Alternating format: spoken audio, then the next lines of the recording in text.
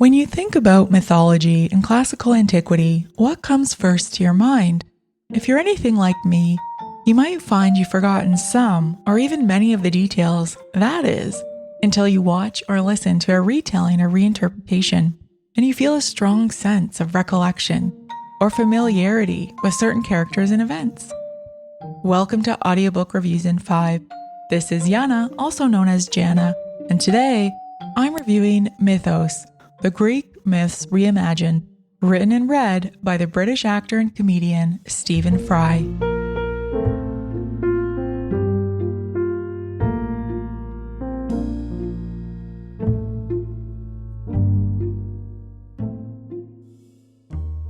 Every now and then I come across an audiobook that's so entertaining and so deliciously enjoyable that I limit myself to listening to just an hour or less each day, allowing me to savor it longer. Mythos is that kind of audiobook. Fry's drollery and British brand of humor endlessly amuse me. And lines like, Kronos has an unkind habit of eating anyone prophesied to conquer him, or Apollo must have been in a soft mood that day, for he did not slaughter King Midas on the spot. Fry's narration and witty commentary sprinkled throughout this audiobook will not disappoint fans, so even if you're not particularly interested in mythology, you'll probably still enjoy this listen. Edith Hall's 2017 book review of Mythos in The Guardian argues that although this book is promoted as a retelling of Greek myths, it really only covers the lesser-known myths, including Hesiod's Theogony, which is the birth of the gods and creation of the first few generations of humans, Apuleius' Latin novel, The Golden Ass, which highlights Cupid and Psyche's romance, and Ovid's Metamorphoses, which stars Arachne, Midas, Echo, and Narcissus. I agree with her, but actually I find it refreshing. As far as I'm concerned, there's no shortage of material about myth cycles that rehashes, yet again, the siege of Troy and Odysseus' tales, Agamemnon, Clytemnestra, Jason, Medea, and the Argonauts, or the Theban royal house of Oedipus and Antigone. Don't get me wrong, those are all still keepers, but the bar has been set higher than ever when it comes to retelling those particular tales with any sense of originality or relevance.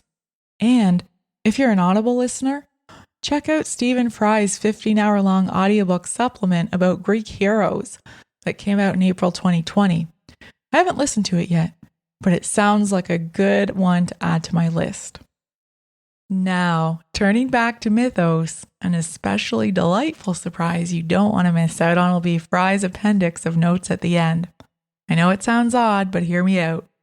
Fry succinctly illuminates centuries of scholarship and debate, including that about the myth of Pandora's jar, and apparently the more common translation of Pandora's box is based on a mistranslation. You may also recall that in the story, she traps Hope in a jar after unwittingly releasing all manner of evils on humanity. This has always seemed a bit bleak to me, since our modern phrase of abandoning hope definitely has negative connotations, but Fry shares some ancient Greek and even relatively modern perspectives from Nietzsche. Abandoning hope spares us from delusions, and it allows humanity to face reality as it is, rather than the false promise of something good to come. And so, those interpretations actually underscore Pandora's imprisonment of hope as a triumphant act, something that saves us from Zeus's worst cruelty. Finally, although Fry insists that Greek myths are for everyone and require no traditional classical education whatsoever, I do not recommend this book for young children.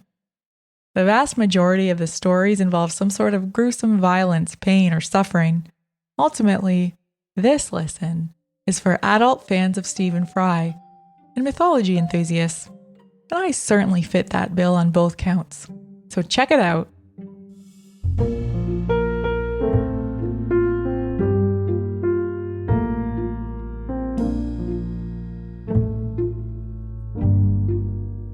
That's all for this episode of Audiobook Reviews in 5. Thanks for listening. If you haven't yet done so, please consider subscribing to my podcast and sharing your ratings on whichever platform you use.